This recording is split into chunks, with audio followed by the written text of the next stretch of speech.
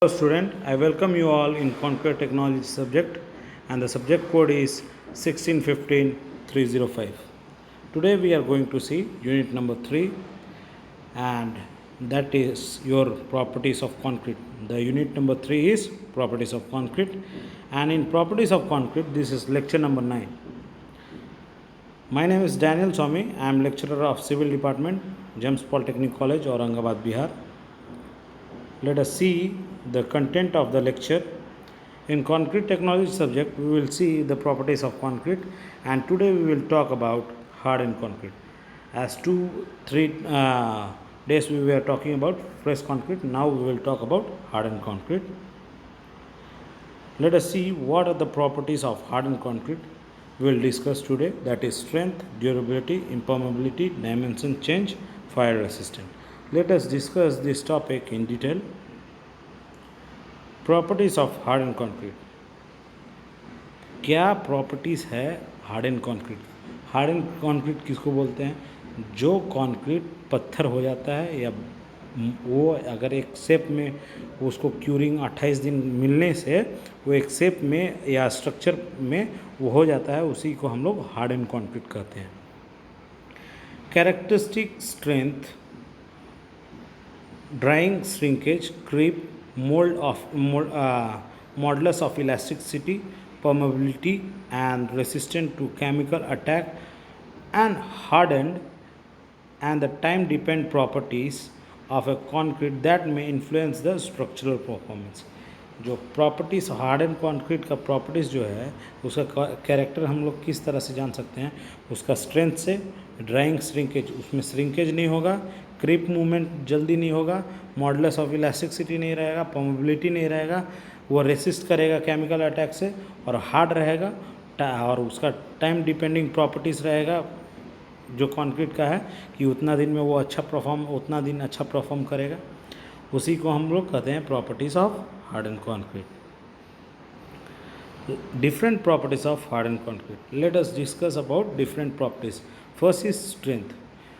Strength का मतलब क्या होता है? ताकत. अगर किसी भी स्ट्रक्चर में अगर ताकत नहीं रहेगा तो वो स्ट्रक्चर डिमोलिश करके हटा दिया जाएगा. फॉर एग्जांपल, अगर जो पेड़ फल नहीं देता है उसको हम लोग काट देते हैं, तो उसी तरह से अगर जो स्ट्रक्चर में स्ट्रेंथ नहीं रहेगा वो डिमोलिश करके उसमें एक नया स्ट्रक्चर बनाएंगे जो मतलब स्ट्रेंथ को दे. In a simple language, the strength of concrete means that the maximum amount of load which it can handle. Strength मतलब यही है कि जो मतलब स्ट्रेंथ उस पर अगर कोई भी स्ट्रक्चर पे लगेगा तो वो मैक्सिमम अमाउंट ऑफ लोड जो है हैंडल कर सके. In common practice it is the power of concrete which considered it's most valuable properties. In fact the highest strength concrete is synonyms with a good quantity of quality of concrete. अगर high strength concrete हमको पाना है तो हम लोग को अच्छा concrete quality रहेगा, तो मतलब हम लोग हाई स्ट्रेंथ कंक्रीट पा सकते हैं. The strength of concrete can be determined by the compressive strength and tensile strength. जो स्ट्रेंथ ऑफ कंक्रीट है वो किस तरह से हमको पता कर सकते हैं? हम कंप्रेसिव स्ट्रेंथ से और टेंसाइल टेस्ट से. तो हम कंप्रेसिव स्ट्रेंथ टेस्ट किस तरह से करते हैं और टेंसाइल स्ट्रेंथ टेस्ट किस तरह से करते हैं हम आपको बताना चाह रहे हैं. कंप्रेसिव स्ट्रेंथ टेस्ट जो है वो हम लोग मोल्ड के ऊपर, हार्डन कंक्रीट के ऊपर लोड को इंड्यूस करके उसके ऊपर अप्लाई करके करते हैं. लेकिन जो टेंसाइल टेस्ट स्ट्रेंथ टेस्ट है उसको हम लोग मोल्ड को खींच के उसमें कितना मतलब तनाव का ताकत है उसको हम लोग टेंसाइल टेस्ट करते हैं. Compressive test, compressive strength test में देखेंगे, it may be defined as the maximum compressive load that can be taken on concrete per unit area. मतलब उसका जो भी एरिया है वो एरिया पे वो कितना लोड सह सकता है, उसी से हम लोग को कंप्रेसिव स्ट्रेंथ पता चलेगा. और कंप्रेसिव स्ट्रेंथ पता करने के लिए हम लोग कौन सा मशीन यूज़ करते हैं? UTM machine, that is universal testing machine. और इसको हम कंप्रेसिव टेस्टिंग मशीन भी बोल सकते हैं. It has been shown that with a special care and control, the concrete is made to bear a high load of 800 kg per square centimeter or even more. जो हम लोग जो बनाते हैं मोल्ड को वो मतलब बहुत केयरफुली क्यूर करते हुए, कंट्रोल करते हुए उसको कंक्रीट को बनाते हैं, और उसको कम से कम वो 800 kg पर स्क्वायर सेंटीमीटर वो सह सके या उससे ज़्यादा सह सके उसके अनुसार से। In practice how ever the concrete with A compressive strength between 200 to 500 kilogram per square centimeter can be easily made on the site for a common type of construction। जो भी कॉमन टाइप ऑफ कंस्ट्रक्शन में हम लोग जो concrete use करते हैं उससे हम लोग उसका मतलब 200 to 500 kg पर स्क्वायर सेंटीमीटर का जो भी मतलब मोल्ड बनेगा और उस उतना स्ट्रेंथ वो कैरी कर सकता है। कितना 800 kgs पर स्क्वायर सेंटीमीटर हम वो मोल्ड बना सकते हैं नॉर्मल कंस्ट्रक्शन जहाँ चल रहा है। The compressive strength is also called as crushing strength. Compressive strength को भी क्रसिंग स्ट्रेंथ से कहते हैं, क्योंकि उस पर मतलब लोड इंड्यूस होता है और उसको क्रश करता है, एक तरह से दबाव डालता है, मतलब उसको क्रश करता है मोल्ड को, तभी हम लोग को पता चलता है कि कितना लोड वो सह सकता है, इसलिए हम लोग क्रसिंग स्ट्रेंथ भी बोलते हैं। And it is determined by loading an axial cube shape or a cylindrical shape in US। The specimen made out of the concrete, जो स्पेसिमेंट है वो मतलब कॉन्क्रीट से बनता है। This test is carried out in 3 days, 7 days, 28 days after the casting of sample. हम लोग 4 mould बनाते हैं, 3 दिन में उसको चेक करते हैं, 7 दिन में चेक करते हैं, 28 दिन में चेक करते हैं, प्रॉपर क्यूरिंग प्रोवाइड करने के बाद कि उसका स्ट्रेंथ कितना है। It has been observe that the compressive strength of the concrete is influenced by huge number of factor. जो कंप्रेसिव स्ट्रेंथ है वो मतलब जैसे जैसे दिन बढ़ता है उसका मतलब कंप्रेसिव स्ट्रेंथ बढ़ता है, क्योंकि क्यूरिंग प्रॉपर मिलने के कारण उसका स्ट्रेंथ वो गेन करता है। Tensile test, the plain concrete in a is a quite weak in a tensile strength which may vary from 1/8 to 1/20 of the ultimate compressive strength। जो मतलब प्लेन कॉन्क्रीट है वो मतलब स्ट्रेंथ अपना टेंसाइल स्ट्रेंथ 1/8 से 1/20 के बीच में मतलब वो अपना रखेगा प्लेन कॉन्क्रीट में। It is primarily for this reason that steel bar are introduced in a concrete at a laying stage to get block of reinforcement cement concrete, which is very strong in compressiveness as well as in tension. In a plain concrete, the tensile strength depend on largely on the same factor of the compressive strength. क्या होता है कि plane concrete में अगर normally देखेंगे तो उसमें अगर उसको हम तनाव का मतलब स्ट्रेंथ प्रोड्यूस करेंगे तो उसमें ज़्यादा नहीं रहेगा, इसीलिए हम लोग प्लेन कंक्रीट में अगर सरिया डाल देते हैं, रेनफोर्समेंट मतलब स्टील डाल देते हैं, लोहा डाल देते हैं, तो उसका जो स्ट्रेंथ रहेगा टेंसाइल स्ट्रेंथ वो बढ़ जाएगा। The tensile strength of the concrete becomes variable property when it is used in road making and runway. It is determined using indirect method. जो है टेंसाइल टेस्ट है वो इनडायरेक्ट मेथड से हम लोग चेक करते हैं। Next is flexural strength. Flexural strength क्या होता है?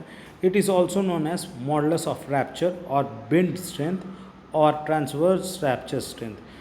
फ्लक्चरल स्ट्रेंथ, बेंड स्ट्रेंथ वो कितना मतलब बेंड हो सकता है, उसका मॉडुलस ऑफ रैप्चर वो मतलब कितना उसका मटेरियल बेंड हो सकता है, उसका बेंडिंग स्ट्रेंथ कितना है, उसी को हम लोग कहते हैं फ्लक्चरल स्ट्रेंथ, कितना उसमें फ्लक्चरलिटी है। ठीक है। The material property defined as the stress in a material just before its लेस्ड इन ए फ्लक्चरल टेस्ट। जो फ्लक्चरल टेस्ट में उस पर स्ट्रेस प्रोड्यूस करते हैं और कि मटेरियल में देखते हैं कि वो कितना मतलब यील्ड पॉइंट तक जाता है और उसके बाद टूटता है। The transverse bending test is most frequently employed, in which a specimen having either a circular, rectangular or cross section is bent until the fracture or a yield using the 3-point of fractural test techniques. जो है जिस तरह से Young's modulus test में एक मतलब हम लोग लेते हैं, उसमें भी फ्लक्चरल टेस्ट चेक करते हैं कि कितना वो मतलब बेंड हो सकता है, वो बेंड और कितना पॉइंट पे उसका ब्रेकिंग पॉइंट है, उसके अनुसार से हमको फ्लक्चरल स्ट्रेंथ पता चलेगा। The flexural strength represent the higher stress experienced within a material at its moment of yield. It is measured in terms of stress. जो फ्लक्चरल स्ट्रेंथ है वो मेजर होता है स्ट्रेस पे कि कितना स्ट्रेस उस पे डालें और कितना yield हुआ और कब वो ब्रेकिंग पॉइंट पे पहुंच गया. Next is bond strength. Bond strength क्या होता है? Bond strength is the measure of effectiveness of grip between the concrete and steel, has no standard quantitative in definition. जो बॉन्डिंग स्ट्रेंथ उसी को कहते हैं जो सरिया में और कंक्रीट में जो ग्रिप मूवमेंट होता है, जो पकड़ रखता है, जो लोहा और कंक्रीट जो पकड़ रखता है एक दूसरे में, उसी को हम लोग बॉन्ड स्ट्रेंथ बोलते हैं. The pull out test on a plain bar and the maximum load generally represent the bonding strength that can be developed between the concrete and steel. हम लोग पुल आउट टेस्ट करते हैं मैक्सिमम उसमें और चाहे load maximum load डालते हैं, इससे हम लोग को पता चलता है bond strength between concrete and steel. With A plane bar with A maximum load is not very difficult for the load at the first visible slip, but in the case of deformed bar, the maximum load may correspond to a larger slips which may not be obtained in a practical before their type of failure occur. जो है plane बार अगर डालते हैं, plane बार में उतना grip नहीं रहता है, लेकिन अगर वही डिफॉर्म्ड बार रहता है जो हम लोग उसको बार को सीधा करके अगर हम डालते हैं तो उसमें जो भी रहता है, उसमें जो आप सरिया में देख सकते हो, उसमें जो भी सरिया में डिफॉर्मेशन रहता है वो डिफॉर्मेशन कंक्रीट को पकड़ता है और वो मतलब बॉन्ड प्रोड्यूस करने में मदद करता है, इसलिए उसको बॉन्ड स्ट्रेंथ कहते हैं. Next is shear strength. Shear strength of material is defined as its ability to resist the force that cause the material's internal structure to a slide against itself. Shear strength क्या है? जो resist करता है, ability to resist the material and that cause internal structure to slide against itself, मतलब वो अपने side में घसकने से रोकता है, उसको हम लोग शियर स्ट्रेंथ कहते हैं. Shear strength of a material can be measured in इधर इन वर्टिकल और हॉरिजॉन्टल डायरेक्शन. वर्टिकल या हॉरिजॉन्टल डायरेक्शन में हम लोग मेजर कर सकते हैं shear strength. For example, if the force cause the object layer to slide in a horizontal direction, the material will exhibit the horizontal shear strength. Conversely, if the force is causing the layer of a material to slide in a vertical direction, the material will exhibit vertical shear strength. अगर हम horizontal face में horizontal direction में अगर material को exhibit करते हैं तो वो हॉरिजॉन्टल शियर स्ट्रेंथ देता है. अगर हम वर्टिकल में करेंगे एक्सिबिट तो वो हमको वर्टिकल शियर स्ट्रेंथ देगा. Next is durability. ड्यूरेबिलिटी का मतलब हम लोग सब समझते हैं, उसका मतलब लाइफ स्पैन, वो कितना मतलब टिकाऊ. Durability is the second most important quality of A hardened concrete. It may be defined as the capability of hardened concrete to withstand all the force of deteriorations that are likely to act on it after setting in a given environment. Among this force, the following are the more likely to act, that is friction action, frost action, abrasion force, chemical action, alkali aggregate reaction. ये जो 4 reaction है, मतलब जो 4 force है जो act करता है, और वो ड्यूरेबिलिटी ऑफ कंक्रीट को मतलब अगर इस पर अगर मतलब ये सब ना हो तो वो ड्यूरेबिलिटी उसका बढ़ सकता है. अगर ज़्यादा अमाउंट पे रहेगा तो उसका ड्यूरेबिलिटी घट जाएगा. लेकिन ये ड्यूरेबिलिटी जो है बहुत इंपॉर्टेंट है. अगर स्ट्रक्चर में अगर ड्यूरेबिलिटी नहीं रहता है तो वो मतलब स्ट्रक्चर रहने का लायक नहीं है, वो स्ट्रक्चर को कोलैप्स करके वो गिरा के नया स्ट्रक्चर बनाने में ही भलाई है. Dimension stability. डायमेंशन स्टेबिलिटी किसको बोलते हैं? अगर उसका डायमेंशन स्टेबल है, मतलब ये वो अपना घसकता नहीं है या मतलब मूवमेंट नहीं प्रोड्यूस करता है, उसको हम लोग डायमेंशन स्टेबिलिटी बोलते हैं. देखेंगे, creep is defines the behaviour of concrete under load.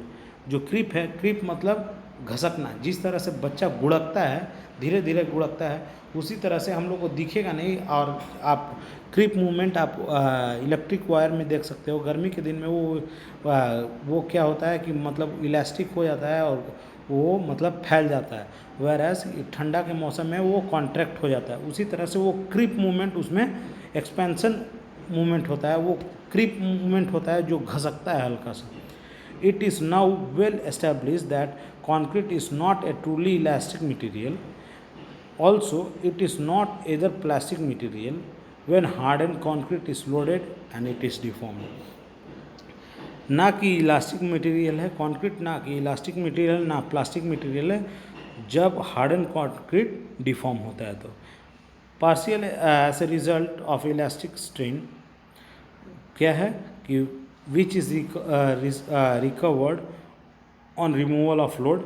वो जो मतलब इलास्टिक स्ट्रेन होता है वो मतलब लोड हटने के बाद वो रिकवर होता है, ये नॉर्मली हार्डन कंक्रीट में नहीं होता है। The partial as research of plastic strain a permanent deformation. Plastic strain जो होता है वो जिसके अंदर उस अगर मतलब उस पर लोड है तो वो परमानेंटली डिफॉर्म हो जाता है। जिस तरह से अगर रबर को खींचे रहिएगा तो वो डिफॉर्म परमानेंटली हो सकता है, उस तरह का कंक्रीट नहीं रहता है। This latter on no elastic time depend upon deformation is called typical properties of concrete and is commonly referred as creep। ये मतलब हल्का मूवमेंट जो होता है, इसलिए इसको हम लोग क्रीप बताएं कि जो हल्का मूवमेंट होता है, ना कि इसको हम लोग प्लास्टिक मूवमेंट कहें, ना ही इसको हम लोग और इलास्टिक मूवमेंट बोले। जो कंक्रीट है वो प्लास्टिक मूवमेंट भी नहीं है, ना ही इलास्टिक मूवमेंट है, वो नॉर्मली हल्का थोड़ा घसकता है, उसको हम लोग क्रीप बोलते हैं। Various class of creep, closure of the void structure of the concrete in applicable load, squeezing of water from within the water cement gel when the concrete is loaded, the flow of cement water paste is visible state causing permanent shrinkage under load, readjusting the aggregate under load. These are some causes. Due to these causes the creep movement will be happen। अगर उसका मतलब voids जो है अगर कम पास में है voids, उसमें मतलब क्रीप मूवमेंट हो सकता है। अगर जो सीमेंट का पानी है जल्दी मतलब वो मतलब सीमेंट का पानी अगर बह जाता है, ब्लीडिंग हो जाता है, तो मतलब वो उसमें मतलब क्रीप मूवमेंट होता है। और जब flow of cement water cement paste, अगर वो वाटर सीमेंट पेस्ट अगर फ्लो हो जाता है तो वहाँ पे भी क्रीप मूवमेंट होता है। और क्या होता है इसके कारण वो मतलब एग्रीगेट रीएडजस्टमेंट होता है अपना जगह से, उससे हम लोग वो काज करता है क्रीप मूवमेंट को। Shrinkage, hardened concrete undergoes 3 type of shrinkage, that is plastic shrinkage, drying shrinkage, thermal shrinkage. Let us discuss about this type of shrinkage. Plastic shrinkage. In this type of shrinkage, freshly placed concrete undergoes till a set completely. It may be also called as initial shrinkage. Such as volumetric changes is due to loss of water from the fresh concrete due to evaporation, bleeding, seepage और soak of formwork। ये होता है मतलब plastic shrinkage कब होता है, जब मतलब अगर वॉल्यूमेट्रिक चेंजेस होता है, जब पानी उसका मतलब वाटर सीमेंट का पानी मतलब बह जाता है, एवोपरेट हो जाता है, चाहे ब्लीड हो जाता है या सीपेज उसमें होता है, या जो भी हम फॉर्मवर्क लगाएं वो अगर सूख लेता है, उसमें हम लोग को वॉल्यूमेट्रिक चेंजेस आता है। Excessive of shrinkage at initial stage may be developed extensively crack in a concrete on this setting. Therefore all the precautions should be taken to avoid the excessive loss of water due to evaporation। हम लोग को plastic shrinkage से बचने के लिए हम लोग को हर मेजर्स टेक करना है, जिससे हम अगर वाटर सीमेंट रेशियो का प्रोपोर्शन अगर प्रॉपरली मेंटेन रखें और वाटर एवोपरेट नहीं होगा तो वो धीरे धीरे मतलब स्ट्रेंथ गेन करेगा, तो उसमें कोई भी क्रैक्स नहीं फॉर्म होगा। Next is drying shrinkage. As the concrete has completed set of hardness, some further shrinkage may result because of contraction of gel structure due to further loss of moisture or drying or a term of evaporation used in first type of shrinkage. This kind of shrinkage is practically an essential or reversible properties of concrete. It has to be made with a careful design of reinforcement to avoid its ill effect, जो है इल affect को avoid करने के लिए, crack हटाने के लिए हम लोग ड्राइंग श्रिंकेज देखते हैं। ड्राइंग श्रिंकेज कब नहीं होगा, जब उसका प्रॉपर मतलब वाटर सीमेंट और वर्कबिलिटी मेंटेन रहेगा। जब वर्कबिलिटी अगर वो हार्डन कंक्रीट में जब बनता है और हार्डन कंक्रीट को अगर अच्छा से क्यूरिंग करते हैं तो उसमें क्रैक इंड्यूस नहीं होगा और उसमें एवोपरेशन का कोई मतलब बात नहीं होगा, तो वहाँ पे नो क्रैक फॉर्म होगा। तो ये ड्राइंग श्रिंकेज से हम लोग बच सकते हैं। Next is thermal shrinkage. This may be due to fall in temperature of concrete from the time it is laid it to set completely. Thus, when the concrete is laid at 30 degrees Celsius, cool down to 15 to 18 degrees Celsius, some shrinkage may be expected. It is negligible on its own account, but when we add to a drying shrinkage, it become very necessary. जब हम drawing shrinkage add कर सकते हैं तो ये thermal shrinkage भी बहुत important होता है। अगर आपका टेम्परेचर राइज होगा या फॉल होगा तो उसमें मतलब ये ड्राइंग मतलब थर्मल श्रिंकेज होता है। आप देख सकते हो जब ढलैया होता है और अगर ज़्यादा गर्मी पड़ता है तो मतलब आपका कंक्रीट में मतलब माइनर क्रैक चिसकना हो, जिसको हम लोग हिंदी में बोलते हैं, आपका कंक्रीट थोड़ा है जो होता है वो चिसकने लगता है। इसलिए अगर उसमें एवोपरेशन जो है मतलब एवोपरेशन नहीं होता है, अगर प्रॉपर क्यूरिंग प्रोवाइड करते हैं तो ये थर्मल श्रिंकेज नहीं होगा। Expansion, concrete may expand on a hardened due to following two reasons, that is thermal expansion.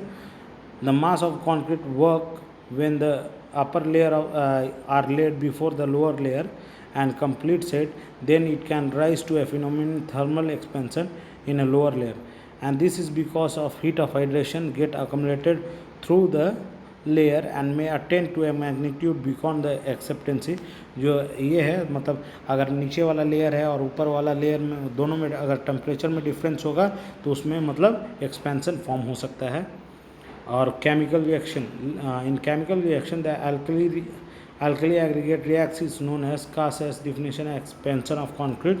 The reaction between the amorphous silicia of aggregate and oxides of potassium and sodium for a cement used in aggregate yield crystalline structure of a bigger volumes. This change becomes harmful because the gel structure are not as stable and strong, and those formed by reaction between calcium oxide and silica. जो chemical reaction होता है वो alkali जो present रहता है concrete के अंदर उसी के कारण होता है, वो एक्सपेंशन का फॉर्म होता है। और उसमें जो सिलिशिया पार्टिकल रहता है और पोटेशियम रहता है, सोडियम रहता है, और सीमेंट में हम लोग जानते हैं कि अल्कली रहता है। और ये जो होता है जब रिएक्ट करता है तो जब ये क्या फॉर्म करता है, कैल्शियम ऑक्साइड और silica, they become the cause of cracks and quicker deteriorations of hardening concrete. अगर मतलब उसमें ज़्यादा रिएक्शन होता है तो वो माइनर क्रैक्स फॉर्म होता है और डिटोरेशन फॉर्म करता है, ये अफेक्ट करता है chemical reaction. Next is modulus of elasticity. As we can know that modulus of elasticity is measured as unit stress by unit strain, and modulus of elasticity of concrete is denoted as EC, and it is defined as the ratio of applied stress to a corresponding strains, that is stress divided by strain. Not only do not it demonstrate the ability of concrete to withstand the deformation due to the applied load or stress, but also its stiffness. In other words, it reflects the ability of concrete to deflect the elasticity, that is अगर मतलब जो concrete है अगर उस पर load है stress by strain, हम लोग मॉडुलस ऑफ इलास्टिसिटी हम लोग को चेक करने के लिए हम लोग को स्ट्रेस बाय स्ट्रेन का चेक करते हैं। तो स्ट्रेस क्या करते हैं मतलब वो हम लोग डिमॉन्स्ट्रेट करते हैं कि एबिलिटी क्या है कंक्रीट का, कि कितना देर वो डिफॉर्म मतलब वो विथस्टैंड हो जाए और कितना देर बाद वो डिफॉर्म हो जाए, कितना लोड अगर, तो वो स्टिफनेस को और स्ट्रेस को पता करता है। Next is fire resistant of concrete. Fire resistant of concrete is the ability of concrete to withstand the fire and to give protection against the fire. This involves the ability of concrete structural environment to the continuous performing of specific structure function or a confined fire or both. Concrete do not burn, it cannot be set on a fire, and it do not emits any toxic flame when affected by fire. Concrete is a proven that higher degree of a fire resistant and in majority of application can be describe as variable fireproof. ये जो है concrete fire resistant होता है और concrete जल्दी fire नहीं होता है, और ये फायर रेसिस्टेंट होने के कारण ये हम लोग इसके कंक्रीट को यूज़ करते हैं, क्योंकि मतलब अगर आग लगे तो वो कंक्रीट स्ट्रक्चर में ना लगे, उसके अंदर मटेरियल रहता है, मटेरियल में लगता है लेकिन स्ट्रक्चर में आग नहीं लगता है। लेकिन अगर हायर टेम्परेचर, वो मतलब टेम्परेचर के अनुसार से अगर फायर रेसिस्टेंट कुछ मतलब लगाते हैं तो उससे हम लोग बच सकते हैं। The summary of this lecture is all about hardened concrete, and hardened concrete which must be strong enough to withstand a structural and service load which will be applied to it, and must be durable enough to environmental exposure for a designed, जिसके लिए वो design किया गया है वो environmental exposure में उसको खड़ा रहना है और डिज़ायरेबल स्ट्रेंथ प्रोड्यूस करना है, उसी को हम लोग कहते हैं hardened concrete. Reference I have referred from online source Ritu publication book and MSAT book. Thank you for listening this lecture. If you have any doubt, you can message me.